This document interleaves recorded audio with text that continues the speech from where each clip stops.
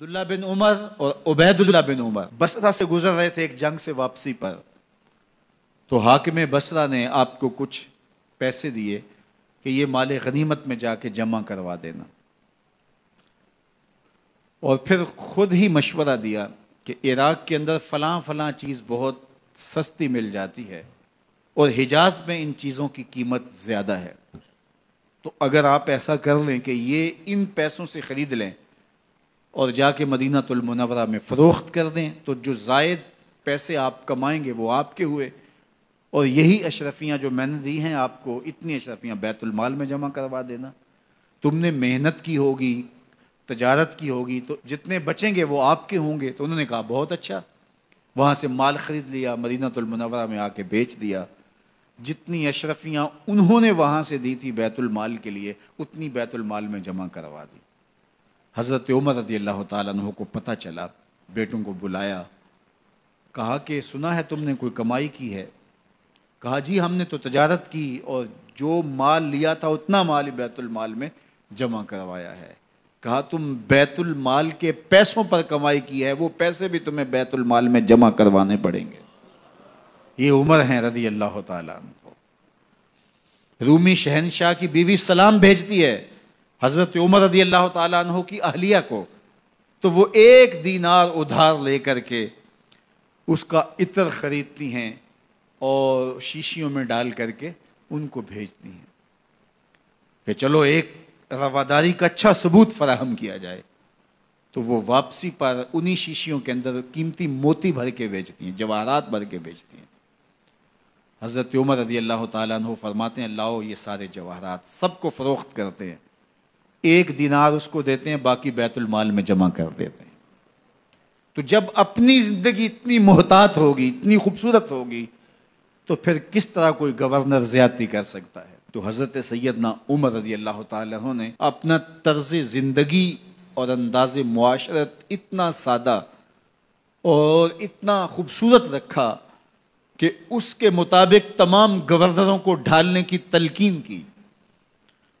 آپ جب بھی کسی شخص کو بطور گورنر اس کا تعین کرتے تو اس کو یہ نصیحتیں کرتے، ایک ترکی گھوڑے پہ سوار نہیں ہوں گے، باریک کپڑا نہیں پہنیں گے، اور انچھنے آٹے کی روٹی کھائیں گے، مکان کا دروازہ نہیں لگائیں گے، کوئی حاجب نہیں رکھیں گے، چوکیدار نہیں رکھیں گے، بواب نہیں رکھیں گے، جو تمہارے تک پہنچنا چاہے ڈائریکٹ پہنچ جائے۔ اللہ اکبر۔ اور پھر جب کسی کو متعین کیا جاتا اس کی جائیدادیں لکھ لی جاتی ہیں کہ اس کے پاس کتنی جائیداد ہے، وہ حساب اپنے پاس رکھتے، اور جب وہ معزول ہوتا یا اس کا وقت ختم ہوتا تو آپ دیکھتے کہ اب اس کے پاس جائیداد کتنی ہے۔ اگر وہ جو پہلے آپ نے اپنے پاس ریکارڈ رکھا ہوتا اس سے جائیداد اس کی زیادہ ہوتی تو حضرت عمر بقیہ جائیداد بیت المال میں جمع کرتے۔ اللہ اکبر۔ اور یہ کیسے تھا؟ گورنر بول نہیں سکتا تھا، اس لیے کہ حضرت عمر کی اپنی بود و باش بھی اسی طرح کی تھی، اپنا طرز زندگی بھی اسی طرح کا تھا۔ مال غنیمت میں بہت ساری چادریں آتی ہیں جو سب کو تقسیم کر دی جاتی ہیں۔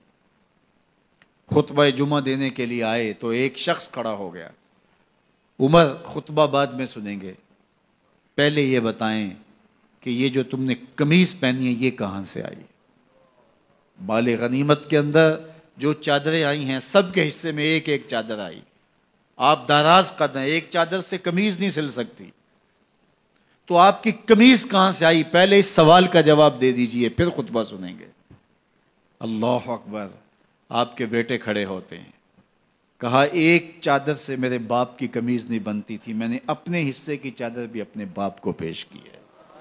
اس نے کہا اب سناؤ، اور ہم سنتے ہیں۔ یہ ہے حضرت عمر رضی اللہ تعالیٰ عنہ کی اپنی ذاتی زندگی۔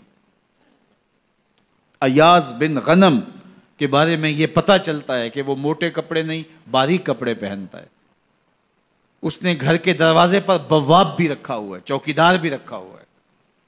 تو حضرت عمر رضی اللہ تعالیٰ عنہ محمد بن مسلمہ کو بھیجتے ہیں، محمد بن مسلمہ جاتے ہیں اور جا کے تحقیق کرتے ہیں تو ایسا ہی پاتے ہیں، تو ان کو وہیں گرفتار کر کے لے آتے ہیں۔ اور حضرت عمر کے دربار میں پیش کیا جاتا ہے، چھڑی اس کے ہاتھ میں دے کر فرماتے ہیں جاؤ تم بکریاں چرایا کرو، تم گورنری کے لائق نہیں ہو۔ ایک گورنر کو بکریاں چرانے پہ لگا دیتے ہیں اس لیے کہ تم نے ان اصولوں سے، ان ضابطوں سے انحراف کیا ہے جو ایک سلطنت کے ذمہ دار کے لیے لازم اور ضروری ہیں۔ دور موجود کے حکمرانوں کو، چاہے وہ عرب کے حکمران ہوں چاہے وہ عجم کے حکمران ہوں، اگر وہ اسلام کا نام لیتے ہیں تو انہیں اپنے اعمال کا جائزہ لینا ہوگا کہ ہم کھڑے کہاں ہیں۔